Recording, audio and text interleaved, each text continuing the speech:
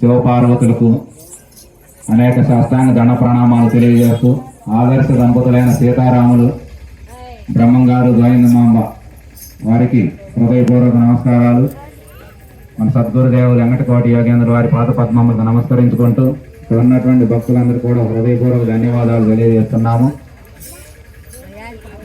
కార్యక్రమం అనేది జీవితం మనకు తెలియకుండానే పొద్దుపడటం పొద్దుదూకినట్లుగా ఏదో అప్పుడు 5 సంవత్సరాలంటే అమ్మ అనుకున్నాం. 5వ వార్షికోత్సవం ఇప్పుడు మనం జరుపుకుంటాం. పద్మక్క ఒక రకంగా మనం చెప్పుకునే మాట, జ్ఞానులు చెప్పే మాట ఏంటంటే పోయిన వాళ్లే మంచి వాళ్ళయా, పోయిన వాళ్ళు ఉన్న వాళ్ళకి తీపి గుర్తులు అని చెప్పి మనకి పాటలు రాశారు. అంటే వాస్తవానికి పద్మక్క అదృష్టవంతురాలనే చెప్పాలి ఇవాళ మనం పూర్తిగా. ఎందుకనంటే ఆమె ఎప్పుడే పెట్టి పుట్టిందో పుణ్యం చేసుకుందో చక్కగా పేరెంట్ మామకి నేను పోయిన సంవత్సరమే చెప్పా, మామ ఖర్చు ఎందుకు, ఆయన చక్కగా ఏదో బ్రహ్మంగారి గుడిలో ఒక అడ్డడి పులిహారం వండుకొని మన భక్తులు చేస్తే బాగుంటది కదా అంటే ఆయన సరే అంటాడు. మళ్ళీ టైం వచ్చేసరికి మళ్ళీ ఏమైతే మొత్తం బంధువులు అంతా మన సంవత్సరాలే కానీ బంధువులు భక్తులు మళ్ళీ పెద్ద కార్యక్రమంగా మరి పెట్టడం చక్కగా 5 ఏళ్ళు వార్షికోత్సవం. నిజానికి పేయడం ఆరోగ్యం ఇట్లా ఉంటే 20వ వార్షికోత్సవం కూడా మనం చేసుకుంటూ ముందుకు సాగిపోతాం. మరి ఎంత అదృష్టం ఆవా.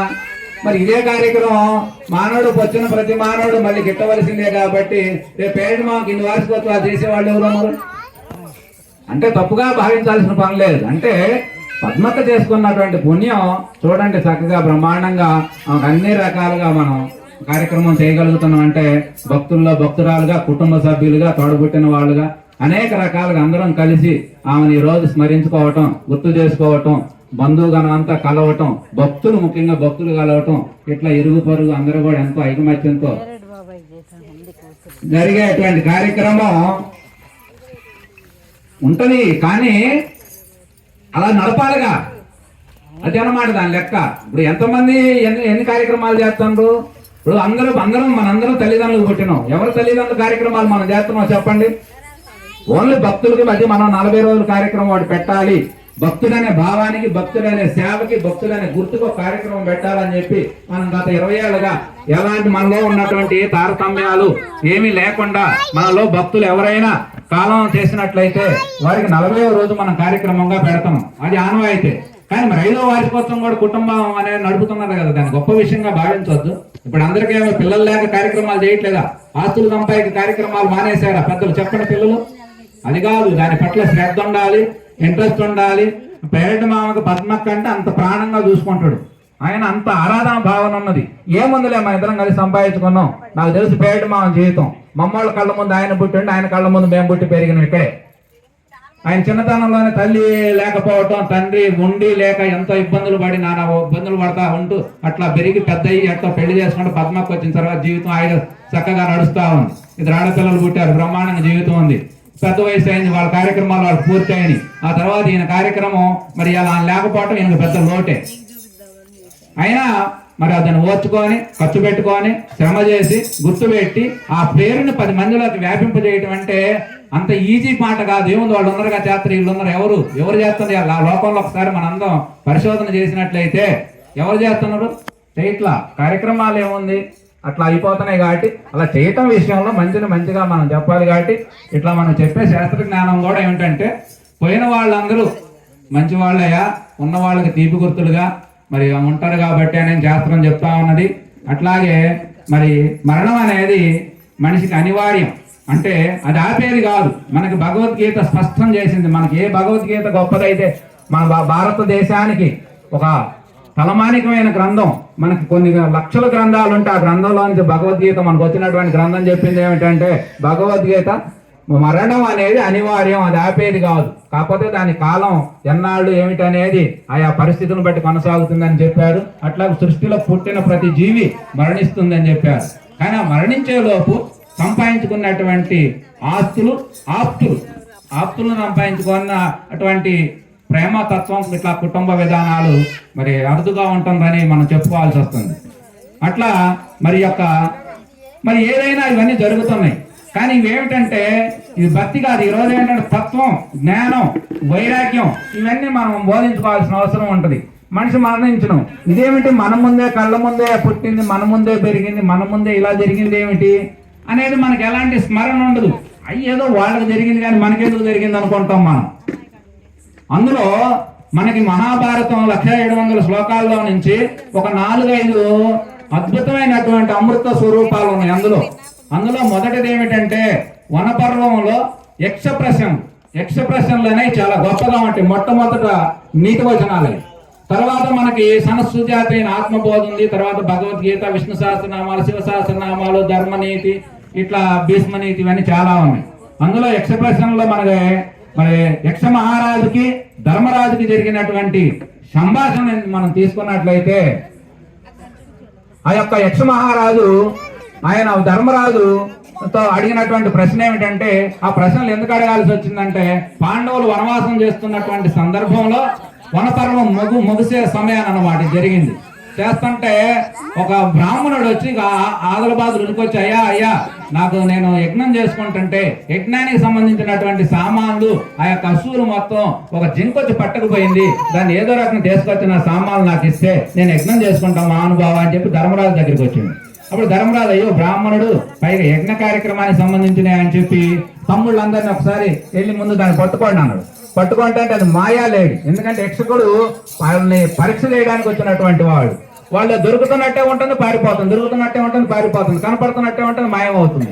అట్లా పొయ్యి అడుగుల్లోకి 5 పాండవులు దాని అమ్మడి పడి పొయ్యి అలిసిపోయి అడవుల్లో పోయి ఒక పెద్ద మరిచెట్టు ఉంటే మరిచెట్టు అనుకోని ఇదేమిటి ఈ కర్మ ఏమిటి, అసలు మనం అడవుల్లోకి రావటమే ఒక రకంగా ఏదో దురదృష్టం అనుకుంటే మరి ఈ బ్రాహ్మణుడు రావటం ఏమిటి, ఈ కార్యక్రమం ఏమిటి అని చెప్పి వాళ్ళు కథ చింతాక్రాంతులయ్యి ఉదయాన్నే బాగా దప్పికైన తర్వాత మా ధర్మరాజు అన్నాడు సహదేవుడితో, నాయన ఇక్కడ ఏమైనా వాటర్ ఏమైనా దొరుకుతాయేమో మంచినీళ్ళు చూడమంటే చెట్టు పైకి ఎక్కి చూస్తే ఎక్కడో దూరంలో మన ఆంజనేయస్వామి గుడి లాగా ఒక పొలం దగ్గర ఒక కొంగలు తిరుగుతున్నట్టుగా కనపడుతుంది. అక్కడికి వెళ్ళి ఆయన దిగొచ్చి పలానా చోట ఉన్నాయనుకుంటా అంటే, సరే వెళ్ళిరా అంటే ఆయన ఏం చేస్తాడంటే వాళ్ళు ధనుసు పుల్లలు వాడే ఉంటది కదా, దాన్ని ఏమంటారు తూనిరం, ఆ తూనిరం తీసుకొని ఆయన నీళ్ళకి వెళ్ళిన తర్వాత ఆ నీళ్ళల్లోకి పోయి దిగ్గానే అక్కడ యక్షమహారాజు కొంగ రూపంలో ఉంటాడు. ఉండి ఆయన ఏమంటాడంటే, ఎవరు నువ్వు ముంచు, మాకు నేను అడిగిన ప్రశ్నకు సమాధానం చెబితే ముంచు అన్నాడు. ఆయనకి ఏ శబ్దం వినపడలా, పట్టించుకోకుండా పోయి నీళ్ళలో ముంచగానే మరణించండి, ఒడ్డు మీద పడి. ఆ తర్వాత ఎంతసేపటికి రాపోయేసరికి ఏమి రాలేదని చెప్పి ధర్మరాజు మళ్ళీ అనుమానం వచ్చి నకులుడిని పంపించిండు. నకులుడికి సేమ్ అంతే జరిగింది. తర్వాత భీముడు, అర్జునుడు మొత్తం అంతే 4 తమ్ముళ్ళు అలానే జరిగింది. తర్వాత ఏంది పోయినోళ్ళు పోయినట్టే పోతారు, ఎవరు తిరిగి రావట్లేదు ఏందని చెప్పి ఆ యొక్క ధర్మరాజు స్వయంగా రావటం జరిగింది. వచ్చేసరికి నీటి కొలను అలా మొత్తం కొలను ఉన్నది, కానీ కొలను ఒడ్డున్న 4 తమ్ముళ్ళు చనిపోయి పడి ఉన్నారు. ఇదేమిటి మానవుళ్ళు అసలు జయించడం అంటే నా తమ్ముడు సామాన్యం, ఎందుకంటే భీమార్జునుడు అంటే అంత గొప్పవాడు, భూమండలం మీద లేరు, ఇంత జరిగింది ఏమిటి అని ఆయన చాలా గొప్పవాడు. ఎందుకంటే ధర్మరాజు ఎంతో మంది పెద్ద వాళ్ళ యొక్క పాదాలను స్పర్శించి వాళ్ళ దగ్గర కూర్చొని ఎన్నో నీతులేనుడు, ఎన్నో శాస్త్ర జ్ఞానాలు పరిశోధన చేసినటువంటి వాడు. ఆయనకు ఒక స్మరణ వచ్చింది, ఏదో మొత్తం మీద ఇక్కడ ఏదో మాయ అనేది వ్యాపించింది, మమ్మల్ని ఏదో పరీక్షించడానికి జరుగుతుందే తప్ప అట్లా కాకుండా భోజనం చక్కగా స్టార్ట్ చేసుకోవచ్చు, నిశ్శబ్దంగా కార్యక్రమాన్ని ఇబ్బంది ఏమీ లేదు. అట్లా ఆయనకు ఆలోచన వచ్చిన తర్వాత ఆ ఆలోచనలో యక్ష మహారాజు ఈయనకు గొంతంతా తడిబిడి పడి దప్పుకవుతుంటే ఈయన కూడా సరే దప్పుకవుతుంది, అసలు ఏం చేయాలి అర్థం కాక పొలంలో కాలు పెట్టగానే యక్ష మహారాజు సౌండ్ అని పడింది. ధర్మరాజా, నీ తమ్ముళ్ళు నేను చెప్పింది వినలేదయా, నేను అడిగిన ప్రశ్నకు సమాధానం చెప్పలేదు, అందుకే 4 చనిపోయారు, కానీ నువ్వైనా నేను అడిగిన దానికి సమాధానం చెప్పు, లేకపోతే నీ తమ్ముడికి పట్టిన గట్టే నీకు పడుతుందని చెప్పి యక్షకుడు ప్రశ్నించగానే ఆయనకు అర్థమైంది ఇదేదో మొత్తం మీద మమ్మల్ని పరీక్షించడానికి వచ్చిందని. అప్పుడు మోకాళ్ళలో నీళ్ళలో నిలబడి 2 చేతులు దోశలెక్కి, ఎవరో మీరు, ఎక్కడున్నారో చెప్పండి, ఏమిటో అడగండి చెబుతా అన్నాడు. యక్ష ప్రశ్నలు మనకు అలా అన్న తర్వాత అప్పుడు యక్షకుడు మొదలు పెడతాడు అన్నమాట. ఎవరు మాట్లాడమాకండి అమ్మా, మాట్లాడకూడదు బుజ్జి. అందులో మొట్టమొదటి యక్షకుడు అడిగిన ప్రశ్న ఏమిటంటే, ఈ సృష్టిలో ఈ యొక్క పదార్థాలు అంటే ఈ యొక్క జనన మరణాలు, ఈ దేహాలన్నీ ఎట్లా తయారవుతున్నాయి, దేని చేత తయారవుతున్నాయి అనే ప్రశ్నతో మొదలవుతుంది. అంటే దానికి కారణం ఏంటంటే సూర్యుని వల్ల ఇదంతా కూడా సృష్టి అంతా కూడా సృష్టించబడతా ఉన్నది అనేది దాని యథార్థం అని చెప్పి ఆయన చెప్పడం జరిగింది. సూర్యుడి వల్ల ఎట్లా జరుగుతుందంటే సూర్యుడు స్వయం ప్రకాశకుడు, సూర్య నారాయణమూర్తి అంటారు. అంటే సూర్యుల్లో ఉన్న తేజస్సు నారాయణ యొక్క స్వరూపం కాబట్టి ఆ యొక్క స్వరూపం చేత ఈ సృష్టి అంతా కూడా మనకు సృష్టించబడతా ఉంది. పంచభూతాలు 5 సూర్యుడు స్వయం ప్రకాశం, అందుకే సూర్యుని ప్రత్యక్ష దైవంగా మనం ఆరాధిస్తూ ఉంటాం. అట్లాంటి సూర్యుని యొక్క తేజస్సు చేత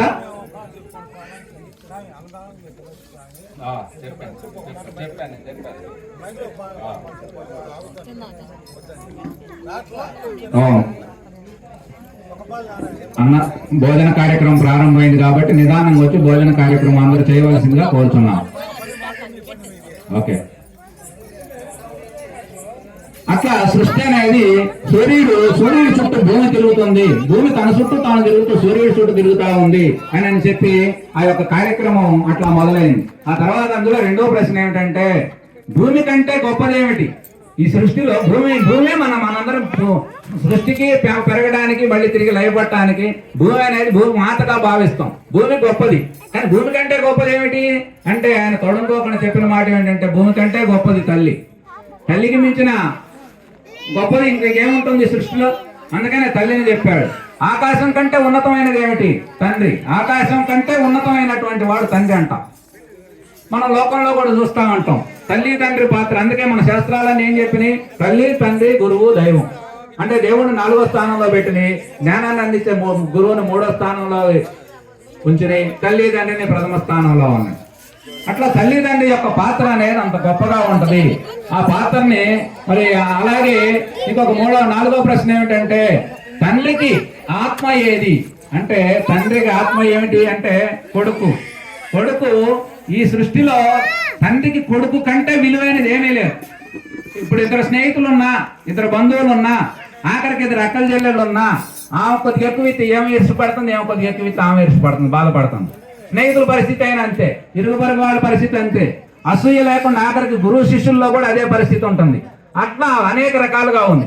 కానీ కొడుకు అనేది ఎదుగుతా ఉంటే తండ్రికి కలిగే ఆనందం అంతా ఇంత కాదు. ఎవరన్నా వచ్చి అంటే నీకంటే నీ కొడుకు గొప్పవాడంటే పొంగిపోయేది తండ్రి. ఇంకా ఇక మిగతా వాళ్ళ దగ్గరికి పోయా నీకంటే ఆయన గొప్పవాడంటే ఆయన బాధపడతాడు. కానీ తండ్రి నీకంటే నీ కొడుకు గొప్పవాడే, చాలా మంచివాడంటే అలా కావటం కోసమే నిరంతరం పరితపన చెంది పని చేస్తా ఉంటారు తల్లిదండ్రి. అందుకని తండ్రి అనేది గొప్పవాడు అని ఈ రకంగా ప్రశ్నలు మొత్తం 123 ప్రశ్నలు సాగుతూ ఉంటాయి. అందులో ఇవన్నీ అయిపోయిన తర్వాత లాస్ట్ ప్రశ్న నువ్వు అన్ని బాగా చెప్పినావు, నీకు లాస్ట్ ప్రశ్న ఒకటి అడుగుతున్నా చెప్పమన్నాడు. ఏమిటా ప్రశ్న అంటే ఈ సృష్టిలో అన్నింటికంటే ఆశ్చర్యకరమైనటువంటి విషయం ఏమిటి? ఏమై ఉన్నది మీరు అందరూ ఆలోచించండి ఒకసారి. ఆశ్చర్యకరమైన విషయం ఏమిటి అంటే ధర్మరాజు చెప్పిన మాట ఏమిటంటే ఆశ్చర్యకరం ఏమున్నదయా, మా కళ్ళ ముందే పద్మా పుట్టింది, మా కళ్ళ ముందే పెరిగింది, మా కళ్ళ ముందే 2 పిల్లలను కన్నది, పెళ్లిళ్ళు చేసింది, బ్రహ్మాండంగా ఆడింది, పాడింది, అందరితో పాటు బాగానే ఉంది. కానీ ఉన్నట్టుకుండికి మాయమైపోయిందామా? కానీ ఆ మాయమైపోయిందని సంగతి మేము అందరం కూర్చున్నాం, ఏడిచినాం, రోజు చూసినాం, బాగానే ఉంది, 5వ వార్షికోత్సవం కూడా చేస్తున్నాం. కానీ దీని పాడుగాను మా మనసు, మా జనం ఆమెదో అశాశ్వతం అని మేము మాత్రమే శాశ్వతం అనుకుంటా ఉంటాం. చూడండి, దానికి మించిన ఆశ్చర్యకరం ఈ లోకంలో ఏముంటుంది? అందరం అక్కడ చేరాల్సిన వాళ్ళమే, కానీ మనం ఏమనుకుంటాం అంటే ఏదో వాళ్ళు చేరుతున్నలే అనుకుంటాం, అది ఏదో మన సంబంధం లేదు అనుకుంటాం, మన దాకా రాదులే అనుకుంటాం. అందుకనే మనం మరణం అనే దాని గురించి మనం అంతగా పట్టించుకోం. అందుకనే సృష్టిలో మనం ఏడ్చే వాళ్ళందరూ కూడా ఏదో ఒక రోజు మళ్ళీ ఏడిపించుకుంటూ పోవాల్సిందే. అయినా సరే మనం ఏడుపు గురించి కానీ, మరణం గురించి కానీ, జననం గురించి కానీ అసలు దీని గురించి మనం ఆలోచించం. భగవద్గీత ఏం చదువుతుందని నువ్వు ఆలోచించరామాయ, నువ్వెవరు, ఎక్కడి నుంచి వచ్చినావు? 50 ఏళ్ల క్రితం ఆమె లేదు, మళ్ళీ ఇప్పుడు మధ్యలో కనపడ్డం, మళ్ళీ తర్వాత లేవు. ఎక్కడి నుంచి వచ్చినావు, ఎక్కడికి పోతాను, నేననేది ఏమిటి? వీటన్నిటి గురించి ఆలోచించమని చెప్పి మనకు భగవద్గీత తెలియజేస్తా ఉంది. నువ్వు ఎన్ని సంపాదించినా, ఎన్ని ఉన్నా ఏదో ఒక రోజు అన్ని కనుమరుగైపోతాను. ఇవన్నీ ఎట్లా? దీనికి కారణం ఏమిటి? ఇవాళ మనకి 50 సంవత్సరాలు వచ్చేసరికి సర్వ రోగాలు ఆవరిస్తా ఉన్నాయి. ఏదో బ్రహ్మాండంగా ఉన్నారు, బాగున్నారు అనుకుంటే సడన్గా వినకూడని వార్తలు వింటా ఉన్నాం లోకంలో. అదేంటి ఆయనకు బాగలేదు, ఆయన బాగాలేకపోవడం ఏంది అనిపిస్తుంది. ఎంత విడ్డూరంగా ఎంత మాయగా ఉంటుందో ఆలోచిస్తే. ఏమిటి మాయలన్నీ? వీటన్నిటి గురించి అర్థం చేసుకుంటే నీకు దీనికి అతీతమైనటువంటి మనసును పొందగలుగుతూ, రాగద్వేషాలు లేని మనసును పొందగలుగుతూ, నిజమైన ప్రేమతత్వాన్ని నువ్వు అందుకోగలుగుతూ, సమతా భావన పెరిగిద్ది, ఇవన్నీ ఐక్యమత్యం పెరిగిద్ది, కుటుంబంలో త్యాగం పెరిగిద్ది. ఇవన్నీ పెరిగితే ఉన్నన్నాళ్ళు నువ్వు సుఖంగా ఉంటావు ఇది లోకంలో. కానీ నీకు పూర్ణమైనటువంటి జ్ఞానం వచ్చిందా, నీవు ఈ దేహాన్ని కాదు, ఈ దేహాన్ని పాలిస్తున్నటువంటి ఆత్మని అని నీకు తెలిస్తే, ఆ ఆత్మ దర్శనం నువ్వు పొందగలిగితే జనన మరణాలు అనేది నీకు కాదు, ఇవో ఒక ఆటలాగా అయిపోద్ది. అలా జయించాలి అంటే నీవు ఆ యొక్క ఆత్మ విద్య, పర విద్య, బ్రహ్మ విద్య అని మనకు అనేక రకాలుగా బోధించేటువంటి గురుమోత బోధించే విద్యలు అనేక రకం ఉన్నాయి. అట్లాంటి విద్యలో ఈ యొక్క జనన మరణానికి సంబంధించినటువంటి విద్యలని నేర్చుకోవాలి, అలా తెలుసుకోవాలి. తెలుసుకున్నట్టయితే ఆ యొక్క మనసు వల్ల నీకు ఈ యొక్క ఓహో ఇంతేనా అంటే ఏమవుద్ది, తెలిసిన దానికి తెలియని దానికంటే తేలికవుద్ది, భయం పోద్ది. బాధ అనేది శరీరానికి ఏమన్నా బాధ ఉంటే నిన్ను బాధ పెడితే బాధ కలిగింది, కానీ నువ్వు భయం అనేది భయం ఉండదు. ఇవాళ మనకు భయం అసలు ఎక్కడొస్తుంది, మరణం అనే మాటకి ఎందుకు మనం అంత భయపడుతున్నాం అంటే మరణం అంటే తెలియని దానికే మనకు భయం, తెలిసిన దానికి భయం ఏముంటది. ఇప్పుడు పలానోళ్ళగా ఊరు పోవాలా, మనం బస్సు ఎక్కినాం, పలానా ఊరు ఇల్లు మనకు అన్ని తెలుసు అనుకో, ఏం భయపడు, బస్సు ఎక్కుతాం, నిద్రపోతాం, ఆడ దిగుతాం, బస్ స్టాండ్ వెళ్ళిపోతాం. అదే తెలియదు దానికి ఎక్కిన దగ్గర నుంచి పలానా ఊరు పోవాలి, ఎక్కడ దిగాలి, ఎక్కడ ఎక్కాలి అంటే తెలియదు, భయం. అందుకనే ఈ మరణం అనేది భయంగా ఉన్నది కాబట్టి. కానీ మరణాన్ని జయించిన వాళ్ళు లోకంలో ఎవడన్నా ఉన్నారా? మరి ఎవరూ లేరు. అందరూ మరణానికి లోబడి బ్రతకాల్సిందే, మరణం వచ్చినాడు అందరూ పోవాల్సిందే. కానీ దాని పోయేలోపు మానవ జన్మ వచ్చినందుకు ఆ మరణం గురించి ఒకసారి తెలుసుకో అని చెప్పడం జరిగింది. వివేకానంద అమెరికాలో గొప్ప ప్రవక్తగా వెలుగొందుతున్న టైంలో ఒక పెద్ద బడా వ్యాపారస్తుడు వచ్చిండు ఇంటర్వ్యూ తీసుకొని. వచ్చిన తర్వాత ఆయన ఏమన్నాడంటే, మీరు చెప్పే గ్రంథాలని మేము చదవలేం, మీరు చెప్పే ఉపాసాలు మేము చేయలేం, మీరు చెప్పే ధ్యానాలు ఇట్లాంటివి మేమేం మా వల్ల కాదు, కానీ నాకు ఒక్క ముక్కలో ఏదన్నా నీ జీవిత సారాంశం అంతా కలిపి ఒక్క ముక్కలో చెప్పాను. ఈయన ఆలోచించకుండా వివేకానంద చెప్పిన మాట ఏంటంటే, నువ్వేమి చేయాల్సిన పని లేదయ్యా, నువ్వేం పుస్తకాలు చదవద్దు, ధ్యానాలు చేయొద్దు, జపాలొద్దు, తపస్సులు వద్దు, నువ్వేమీ చేయాల్సిన పని లేదు, కానీ రోజుకు ఒక్కసారి మరణం గురించి తెలుసుకోను. ఓ ఇంతేనా అనుకున్నాడు ఆయన, వెళ్ళిపోయింది. ఇంటిపోయిన తర్వాత ఆయన 4-5 రోజులు బిజీగా ఉన్నాడు, పట్టించుకోవాలా. తర్వాత ఒక రోజు ఎందుకో నైట్ పడుకున్న తర్వాత ఇటు అయ్యాను ఆయనకి, ఏందో నేను భారతదేశం నుంచి వచ్చినటువంటి స్వామిని కలిసా, ఏం మరణం గురించి ఆలోచించమన్నాడే అనుకున్నాడు. అనుకున్న తర్వాత సరే మరణం అనుకొని 1 సార్లు 2 సార్లు అనుకున్నాడు, మానేసింది. తర్వాత 2వ రోజు మళ్ళీ అదే టయానికి మళ్ళీ ఆలోచన వచ్చింది. తర్వాత 3వ రోజు ఆలోచన వచ్చింది, దాంట్లో లోతుగా ఆలోచించడం మొదలుపెట్టింది. మరణం అంటే ఏమిటి, మరణం దేనికి, మరణం దేహానికే మరణం, మనసుకే మరణం, దేనికి మరణం దేనికి అనేటువంటి ఆలోచన మీద ఆయనకి తీవ్రంగా పరిశోధన చేసిన తర్వాత, నేను ఈ దేహం కాదు, ఈ తాత్కాలికంగా మారుతున్నటువంటి మనసు కాదు, ఈ దేహాన్ని నడిపించేటువంటి మనసు ద్వారా ఈ లోక సంచారం చేసేటువంటి ఆత్మస్వరూపాన్ని నేనని ఆయనకు తెలిసింది. నా ఆత్మ విశ్వాత్మగా దైవాత్మగా ఉన్నదని చెప్పి 1000 కోట్ల రూపాయలని ప్రజలకు దారాదత్తం చేసి గొప్ప మహానుభావుడిగా వెలుగొన్నాడు. చూడండి, ఒక చిన్న మాట ఎంత దూరం తీసుకుపోయింది.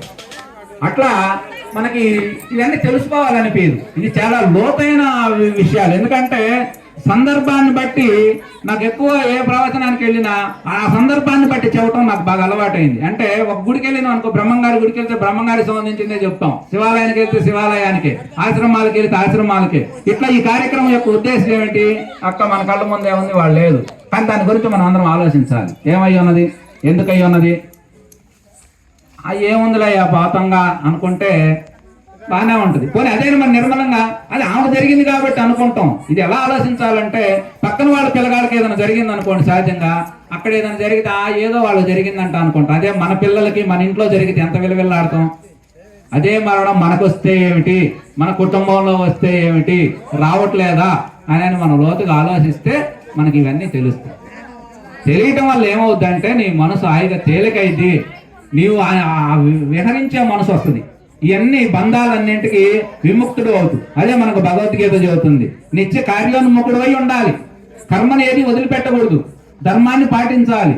కానీ తామరాకు మీద నీటి బొట్టు అంటున్న రీతిగా నువ్వు ఏ పని చేసినా నేను చేస్తున్నాను అనేటువంటి కర్తృత్వ భావన లేకుండా ఇదంతా దైవ సంకల్పంగా భావించి నువ్వు నడుచుకోగలిగితే అది ఏది నీకు అంటదు, నీకు ఏది సంబంధం లేకుండా నడిచిద్ది అని చెప్పింది. మనం అట్లా కాకుండా ఏం చేస్తాం, ప్రతిదాన్ని మనకు ఆపాదించుకుంటాం. పాట మాట ఇదంతా నేనే చదువుతున్నా, నేనే పాడుతున్నా, నేనే చేస్తున్నా, ఇవన్నీ అనేది మనకు నేను ఆపాదించుకుంటా ఉంటాం. కానీ ఈ నేనలన్నిటికీ మనం ఆలోచించే నేనలన్నిటికీ అసలు నేను ఒకటి ఉంది. ఆ నేనకి మనం చేరాలి. ఆ చేరటం కోసమే ఈ యొక్క ఆరాధన కార్యక్రమాలు. దీన్ని ఏమంటారంటే ఆరాధన అంటే ఏంటి, అందులో ఉన్నటువంటి అనేక రకమైన విషయాల గురించి తెలుసుకోవాలి. అని ఏమై ఉన్నదో దాన్ని ఆరాధించాలి. ఆరాధించడం అంటే పూజించడం కాదు, దాన్ని లోతుగా పరిశోధన చేయాలి. చేసినప్పుడు ఇవన్నీ తెలుస్తాయి. ఇవన్నీ తెలియాలంటే ఇందులో మనకి భక్తి మార్గం ఇది డైరెక్ట్గా ఇది జ్ఞానం వైరాగ్యం ఇది డైరెక్ట్గా వస్తుందా? రాదు. డైరెక్ట్గా మనం కోటేశ్వరం అవుతామా, ₹1,00,000 జాబ్ వస్తే రాదు. అంచెలంచెలు చదువుకుంటే 20,000 25,000 స్టార్ట్ అయితే 4 ఏళ్ళు చేస్తే 1,00,000 అయితే తర్వాత పెరిగింది. ఇది కూడా ఏం చేయాలంటే నిత్యం కాస్త గుడికి పోవాలి, కాస్త ఇట్లాంటి పాటలు పాడే కార్యక్రమాల్లో పాల్గొనాలి, మంచి పూజా కైంకర్యాల్లో పాల్గొనాలి, ఇరుగు పొరుగు వాళ్ళతో గొడవలు లేకుండా ఉండాలి, ఏదన్నా ఎవరికైనా సాయం చేసే మనసు ఉండాలి. ఇవన్నీ చేస్తా ఉంటే, ఎందుకంటే చేసిన ప్రతి ఒక్కటి మనం భగవద్గీత చెప్పే కర్మ సిద్ధాంతం ఏమిటంటే నువ్వు చేసిన ప్రతి ఒక్కటి నీ పేరు మీద లెక్కించబడతా ఉన్నది. నువ్వు మంచి చేయి, దాన్ని నువ్వు అనుభవించాల్సిందే. చెడు చేయి, నువ్వు అనుభవించాల్సిందే. కాదు మనకు తెలియదు ఎందుకు ఇంత చేయడం అనుకుంటాం. మనం సంస్కృతంలో కర్మ అంటే పని. మన ఇళ్లలో ఏదైనా జరగకూడని విషయాలు ఇది గిట్నే జరిగింది అనుకోండి, ఏం చేస్తాయి, మా కర్మ అని ఏడుస్తా ఉంటాం. మా కర్మ అంటే ఏమిటి, నేను చేసిన పనే నాకు వచ్చిందని, ఇతరుల ద్వారా రాదు. అందుకని నీకు మంచి వచ్చినా నీ వల్లే, చెడు కలిగినా నీ వల్లే, దుఃఖం కలిగినా నీ వల్లే, సంతోషం కలిగినా నీ వల్లే. పాప పుణ్యాలు ఎక్కడ ఉంటాయి, నీ మనసులోనే ఉన్నాయి. నువ్వు సుఖంగా సంతోషంగా ఉంటే నువ్వు పుణ్యంలో ఉన్నట్టే, నువ్వు దుఃఖంలో బాధగా ఉన్నావంటే నువ్వు మానసిక రోగివై పాప కోపంలో ఉన్నట్టే లెక్క. పాప పుణ్యాలనేవి స్వర్గ నరకాలనేవి నీ హృదయ స్థానమేనని చెప్పి మన శాస్త్రాలని మనకు తెలియజేస్తా ఉన్నాయి. అందుకని మనిషి సంతోషంగా ఉండాలి. సంతోషంగా ఉండాలంటే ఇప్పుడు పేరటవానికి ఈ కార్యక్రమం చేయడం వల్ల ఆయన సంతోషం కలిగింది. డబ్బులు అని పీల అందరు బంధువులు కలుపుకోవటం, స్నేహితులు కలుపుకోవటం, ఇట్లా పిల్లలు కలుపుకోవటం, కూతుర్లు వాళ్ళందరూ రావటం, వాళ్ళందరూ హాయిగా ఉంటే చూసుకొని ఆయన మనసు ఆనందం కలిగి అందుకని ఏం కొచ్చని పీలు. ఇట్లా మనం ఏ పని చేసినా గుడికి పోతాం, దేవుడి కోసం కాదు, నీకోసమే. దేవుడికి ఏముంది, నువ్వు బాపతి దేవుడికి వచ్చే నష్టం ఏం లేదు, దేవుడికి ఏమైంది. కానీ మనం వృద్ధి చెందాలంటే, మానసిక పరిణితి పెరగాలంటే, మనసును జయించాలంటే నువ్వు గుడికి పోవాలి, దైవం యొక్క పాదాలు పట్టుకోవాలి, కార్యక్రమాల్లో పాల్గొనాలి. వీటితో పాటు ఏం చేయాలి, విచారణ చేయాలి. ఇదేమిటి చేస్తున్నాం, 10 ఏళ్ల నుంచి భయం చేస్తున్నాం, మనలో ఏం మార్పులు రావట్లేదు, 20 ఏళ్ల నుంచి గుడికి పోతున్నాం, ఏం ఉపయోగాలు లేవు అంటే దేవుణ్ణి మార్చడం కాదు, మతి మారాలి. మతి మారితే చాలు, మతాలు మారాల్సిన పని లేదు, దేవుడిని మార్చాల్సిన పని లేదు. బుద్ధుడికి ఆయన మనసంతా దుఃఖంగా ఉన్న సందర్భంలో ప్రపంచం అంతా దుఃఖంగా కనపడింది. కానీ ఆయన 20 సంవత్సరాలు కఠోర సాధన చేసిన తర్వాత పూర్ణమైన జ్ఞానాన్ని పొందిన తర్వాత లోకమంతా కూడా ఒక దెబ్బ తేజస్తో సూర్యుడిలాగా ప్రకాశించినట్లుగా అందరూ ఆనంద స్వరూపంగా కనపడుతుంది. ఇదేమిటి, అప్పుడు ఆనందంగా ఉండి ఇప్పుడు దుఃఖంగా ఉందా? లేదు, లోకం ఎప్పుడు అలానే ఉంటుంది. కానీ ఆయన సాధన ద్వారా ఆయన సత్యాన్ని తెలుసుకున్నాడు, ఆత్మదర్శనం పొందిండు. అందుకని లోకం అంతా కూడా ఆత్మస్వరూపంగా కనపడింది. నువ్వు మారటమే, లోకం మారదు ఎప్పుడు. లోకంలో మనం అక్కడ చెడు ఉంది, ఇక్కడ ఇట్టుంది, పలానోళ్ళు ఎట్ట ఎవరిని నిందించాల్సిన పనే లేదు. నిన్ను నువ్వు మార్చుకుంటా ఉండు, లోకం మారిపోతా ఉండు అని ఈ రకంగా మనకి ఈ గ్రంథాలు చెప్పిన, పెద్దలు చెప్పిన, ఇట్లా అనేక రకంగా మనం చెప్పడం జరిగింది. కాబట్టి ఈ కార్యక్రమాల యొక్క ఎప్పుడైనా తప్పదు, అందరం దాన్ని సిద్ధపడి ఉండాల్సిందే. సిద్ధపడి ఉంటున్నాం కాబట్టి, ఉంటున్నాం కాబట్టి మరి దాని గురించి తెలుసుకుంటే నయం. ఇప్పుడు మన ప్రయాణం లాంటిది ఇందాక చెప్పుకున్న మన ప్రయాణం లాగే తెలిస్తే సుఖంగా హాయిగా వెళ్తాం. తెలియలేదు అనుకోండి, బాధతో, ఏడుపుతో, దుఃఖంతో, కనీసం మరణంలో కూడా సుఖం లేకుండా పోదు. వాస్తవానికి మరణం అంటే విముక్తి, అంటే అన్ని బంధాలని వదిలించి స్వేచ్ఛ. మనకి శివసహస్రనామాల్లో ఒక నామం ఉంటుంది లాస్ట్ లో, విముక్తహాయ అంటే శివుడు సర్వ జీవులకు విశ్రాంతిని కలిగించేవాడంట. ఈ దేహాల్లో ఉండి ఈ బాధలు, ఈ వేదనలు ఎన్నెందుకాయ మీరు పట్టం అని జీవుడికి విముక్తి కలిగించేటువంటి వాడు. అట్లాంటి విముక్త కలగాలంటే నువ్వు బ్రతికొండగానే విముక్తుడు కావచ్చని భగవద్గీత మనకు బోధిస్తుంది. నువ్వు పని చేయొచ్చు, కానీ దానికి అంటకుండా చేయొచ్చు. ఇప్పుడు మనకి ఈ సృష్టిలో మనకి ఏమేమి సంబంధాలు ఉంటాయి చెప్పండి. వాస్తవానికి ఇప్పుడు మన జననం మన చేతుల్లో ఉందా? మనం కావాలనుకుంటే ఈ దేహం వచ్చిందా? కావాలనుకుంటే వస్తే ఇంకా బాగా హైట్గా ఉండేది, పొడుగ్గా ఉండేది, అందంగా ఉండేది, ఇంకా గొప్పగా ఉండే మంచి దేహాన్ని కోరుకోము. అంటే మనకు సంబంధం లేకుండా దేహం వచ్చింది అంటే మన సంబంధం లేకుండా ఏదో ఒకటి మనం నడిపిస్తుంది అనేది అర్థమవుతుందిగా. మనం ఇంత ఆహారం ఇవన్నీ తీసుకుంటా ఉన్నాం. వండటం పాపం పొద్దున్న నుంచి పేడ మా కష్టాలు పడి రకరకాలుగా అందరూ కుటుంబ సభ్యులందరూ ఎంతో సేవ చేసి దాన్ని వండి ఆడ పెట్టారు. కానీ తింటున్నాం. కానీ తిన్నదాన్ని జీర్ణం నువ్వు చేస్తున్నావా? జీర్ణం చేసేవాడు ఒకడు ఉన్నాడు లోన మళ్ళీ. అట్లాగే ఈ దేహం పుట్టింది, పెరిగింది, ఒక పెద్ద వయసు అయింది, ఆ తర్వాత వృద్ధాప్యం వచ్చింది, ముసలితనం వచ్చింది, కుసించింది, నశించింది. ఇవన్నిటికి ఎవరు మనం చేస్తున్నావా? మనకేం సంబంధం లేదు. కానీ ఇవన్నీ నడిపించేవాడు ఒకడు ఉన్నాడు. ఆ నడిపించేవాడి గురించి తెలుసుకోవటమే ఈ రకమైన భక్తి, జ్ఞానం. ఈ కార్యక్రమాల వల్ల మన ఎందుకనే ప్రతి మనిషికి అంటే శ్మశాన వైరాగ్యం కలుగుతూ ఉంటుంది. ఆడికి బాగానే ఏమునంత మాయా మట్టి అని ఆ క్షణం ఆ కొలువు పెట్టేదాకా మళ్ళీ తిరిగితే మర్చిపోద్ది జీవుడు. మన శాస్త్రం చదువుతుంటది, జీవుడు తల్లి గర్భంలో ఉన్నప్పుడు అంట ఒకటేమైన కుర్రమ్మరని మొత్తుకుంటా ఉంటాడంట, అయ్యా నేను పోను ఈ భూలోకంలోకి, ఈ పాపకోపంలోకి నేను పోనని. అయినా ఊరుకుంటాయా? ఆ జీవుణ్ణి ఆ దైవం అందులో బంధించి, అరే నువ్వు చేసిన పాపాలన్నీ నువ్వు అనుభవించాల్సిందే, అందుకు కాబట్టి నువ్వు పోవాల్సిందే అని చెప్పి మానవ లోకంలో నెడతాను. కానీ ఇవన్నీ తెలుసుకోవాలి. మన భక్తి అనేది ఆ రకంగా తెలుసుకొని ఈ రకమైనటువంటి జ్ఞానాన్ని ఇవన్నీ పొందితే జీవితం సుఖంగా హాయిగా ఉంటుంది. ఏదో ఒక రోజు మనందరం పద్మక్క దగ్గరికి చేరాల్సిన వాళ్ళం. ఎవరు ఏడు ఉండేది ఎవరూ లేరు. అంతేకాదు వస్తా తీసుకొచ్చింది ఏమీ లేదు, పోయేటప్పుడు నెత్తిన పెట్టుకొని పోయేది లేదు, పోయి మళ్ళీ తిరిగి వచ్చేది లేదు. నీకున్నది ఒకటే జీవితం, ఒకటే దేహం, ఒకటే మనసు, ఒకటే ఖాతా. అందుకని కాలాన్ని మనం ఎట్లా సద్వినియోగం చేసుకుంటాం అన్నది ఏంటో మనసు పెట్టాలి. ఎవరు చేస్తున్నాం అంటే చేస్తున్నాం కాదు, మనసు పెట్టి చేయాలి, శ్రద్ధతో చేయాలి, భక్తితో చేయాలి, కృతజ్ఞతా భావనతో చేయాలి దైవం పట్ల. ఇవన్నీ మనం చేసుకోగలిగితే బ్రహ్మాండంగా ఈ యొక్క మానవ జన్మ ధరించిద్దయా. ఎందుకంటే సృష్టిలో 84 లక్షల జీవరాశులు ఉన్నాయని చెప్పి మనకు మహాత్ములు అందరూ అది ఒక కంఠాపదంగా పలుకుతూ ఉంటారు. 84 లక్షల జీవరాశుల్లో మానవ జన్మ చాలా ఉత్తమమైనది.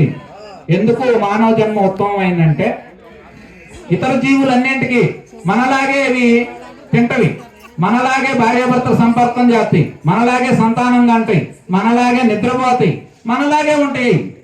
కానీ మానవుడికి మాత్రమే ఏది మంచి ఏది చెడు అనేటువంటి విచక్షణ, మందులోంచి మంచిని మాత్రమే తీసుకోగలిగే వివేక జ్ఞానం, ఇవన్నీ మానవుడికి మాత్రమే ఇవ్వటం జరిగింది. కాబట్టి ఆ యొక్క వివేక జ్ఞానం ద్వారా ఈ యొక్క ఆత్మ జ్ఞానాన్ని పొందాలి అని చెప్పి మానవుడు జన్మ అనే దాన్ని దుర్భరం చేసుకోబాకయ్యా. ఇది చాలా దుర్లభమైనది. దుర్లభం అంటే ఏంటి? చాలా గొప్పది. దుర్భరం అంటే ఏమిటి? మళ్ళీ అదో స్థానానికి కిందకు దించటం. అంటే నీకు మానవ జన్మ వచ్చింది, మహాత్ములు చెప్పే ప్రకారం జన్మలు ఉన్నాయి. జన్మల ప్రకారం ఇవాళ ఏదో కొన్ని పాపాలు చేసిన అనుకోండి, మన పాపాల వల్లే మనం ఇక్కడ అనేక రకమైనటువంటి కష్టాలు పడతా ఉంటాయి. ఎందుకంటే అంతకు ముందు చేసిన పాపాలు ఏడు అనుభవిస్తా ఉన్నాం. ఇవాళ కొంతమంది మన కళ్ళ ముందు బ్రహ్మాండంగా ఉంటుంది, ఏందో వాడు అంత బాగున్నారు, ఏం చేయలేదు అంటాం. వాడు అంతకు ముందు చేశారు, మంచి కార్యాలు చేసి వాళ్ళు పుట్టారు చక్కగా, అందుకే వాడు పెట్టి పుట్టబట్టే బ్రహ్మాండంగా ఉన్నారు. మనం తిని పుట్టినాం కాబట్టి బాధలు పడుతున్నాం. అందుకని మనం కూడా పెట్టి పుట్టాలి. అందుకని ఈ యొక్క కార్యక్రమం మనం అట్లా మానవ జన్మ అనే దాన్ని గొప్ప జన్మ వచ్చింది కాబట్టి ఆ జన్మ గురించి తెలుసుకొని ఆ జన్మని సార్థకం చేసుకోవయా అని చెప్పి మనకి భారతీయ గురుతత్వం, మన గ్రంథాలు ఇవన్నీ మనకి బ్రహ్మంగారు లాంటి మహానుభావుడు చెప్పలేదంట అనకపోయారయా. మీకు రహస్యం ఇప్పి చెబుతున్నా, మళ్ళీ మరల జన్మ ఎత్తకుండా మార్గం కనిపెట్టా, దాన్ని మీరు అనుసరించండి. ఎంత గొప్ప మనం చెప్పలేదు అనుకుంటారు, కానీ ఇది రహస్యం. అయినా నేను బట్టబయలు చేసి చెప్తున్నా అన్నగాటి ఈ జన్మని సార్థకం చేసుకో అని బ్రహ్మంగారు ఎంత హృదయ వేదనతో చెప్పినటువంటి మాట. ఎంత గొప్పగా ఉంటాయి బ్రహ్మంగారి తత్వాలు. అట్లాంటి తత్వాలు, అట్లాంటి విధానం ఇవన్నీ కూడా తెలుసుకుంటే మనిషి సాక్షాత్తు దైవ స్వరూపంగా మారతాడు. తెలియకపోతే జీవుడుగా ఉంటాడు, తెలియకపోతే ఇంకా జన్మల్లో కిందకు వచ్చి ఇప్పుడు మానవుడుగా ఉన్నావు. జీవహింస బాగా చేసావు అనుకోండి, అది రేపు ఇవాళ నువ్వు ఒక కోడిని కోసుకొని నువ్వు చక్కగా తింటే రేపు మళ్ళీ జన్మలో నిన్ను కోసుకొని మళ్ళీ ఆ కోడి తింటుంది. ఇది నియమమే. ఎందుకంటే సృష్టి మొత్తం భగవంతుడి యొక్క బ్రహ్మతః సృష్టించబడింది. కానీ సృష్టించిన తర్వాత ఆయన ఏం చేసిండంటే మొత్తం సృష్టించింది ఆయనే, కానీ తాళో చేతులు మొత్తం నీ చేతుల్లోనే పెట్టిండు. అంటే అబ్బాయి మంచి చెడులు మొత్తం సృష్టించడానికి నేనే సృష్టించా, కానీ ఈ రోజు నుంచి నువ్వు ఏది చేస్తే అదే నీవవుతుంది. మంచి చేస్తా మంచి అవుతు, చెడు చేస్తా చెడు వాడికి అవుతు. అందుకటి మంచికి అనేది సుఖము సంతోషం కలిగిద్ది, చెడు చేస్తే దుఃఖం కలిగిద్ది. ఇది ఈ రోజు నుంచి ఇది అది ఒక జన్మతో కాదు, ఇలా జీవుడు అనేక రకమైన జన్మలు ఎత్తుతా ఉంటాడు. ఆ జన్మల పరంపరలో ఆ యొక్క సుఖ దుఃఖాలు అనేది అనుభవించాల్సిందే అని చెప్పి బ్రహ్మదేవుడు చక్కగా మొత్తం ఆయనే సృష్టి చేసి తాళం చేయి మనకే ఇచ్చి నువ్వు ఎట్లా బతుకుతావు అట్లా బ్రతుకుపో అని చెప్పి ఆ పాప పుణ్యాల పెట్టక మన జేబులోనే పెట్టింది చక్కగా. అందుకని ఆ పట్టిక అనేది మనం తెలుసుకోవాలంటే ఇట్లాంటి కార్యక్రమాలు ఇవన్నీ, అంటే ఈ కార్యక్రమం కాదు, దైవికమైనటువంటి కార్యక్రమాలు చక్కగా పాల్గొని మనం బ్రహ్మంగారు శివాలయం ఇట్లా అనేక రకమైన కార్యక్రమాలు ఉన్నాయి. ఈ కార్యక్రమాలన్నింటిలో కూడా పాల్గొని భక్తి మార్గాన్ని ఎంపిక చేసుకొని భక్తి ద్వారా జ్ఞానానికి, జ్ఞానం ద్వారా సత్కర్మలకి ఇట్లా మరి చేరువ కావాలి. ఇట్లాంటి కార్యక్రమం అనేది చేసుకోవటం వల్ల మనసు కాస్త విశ్రాంతిని శాంతి పొంది. ఎందుకంటే మన మంత్రాల్లో చదువుతుంటాం శాంతి శాంతి అని. అంటే ఈ సర్వ జీవులు శాంతి కోసమే పరితపన చెందుతా ఉన్నాయి, కానీ శాంతి దొరకట్లా, అశాంతి దొరుకుతుంది. శాంతి ఎక్కడ ఉంటదంటే ఐకమత్యంలో ఉంటది, ప్రేమతత్వంలో ఉంటది, సమతా భావంలో ఉంటది, అందరూ తనవారుగా భావించే దాంట్లో ఉంటది. అలాంటి ప్రేమతత్వం ఉన్న చోట శాంతి ఉంటది. అలా శాంతి ఉన్నప్పుడే మనిషి స్వేచ్ఛగా హాయిగా ఆనందంగా బ్రతకగలడు. ఆనందం జీవితాన్ని ముగించడం కూడా అంతే ముగించగలడు ఆనందం. అట్లా ముగించాలని కోరుకుందామండి. ఒక కార్యక్రమం మరి 5వ వార్షికోత్సవం మరి ఎన్నో ఒడిదుడుకులకి వచ్చి పేరెంట్ మామ మరి వారి కూతుర్లు, వాళ్ళ అల్లుళ్ళు, వారి కుటుంబ సభ్యులందరూ కూడా ఈ యొక్క కార్యక్రమాన్ని మరి చేయటం అనేది నిజంగా పద్మకు అదృష్టంగానే అనిపిస్తుంది. నాకు ఎన్నిసార్లు చెప్పిన ఆడకే పోతున్నా. అట్లా జరుగుతుంది కాబట్టి మరి యొక్క కార్యక్రమానికి వచ్చిన వాళ్ళందరూ కూడా చక్కగా చూసుకొని వెళ్ళవలసిందిగా కోరుతున్నాం. మరి గ్రామంలో రేపు అమావాస్య గురువారం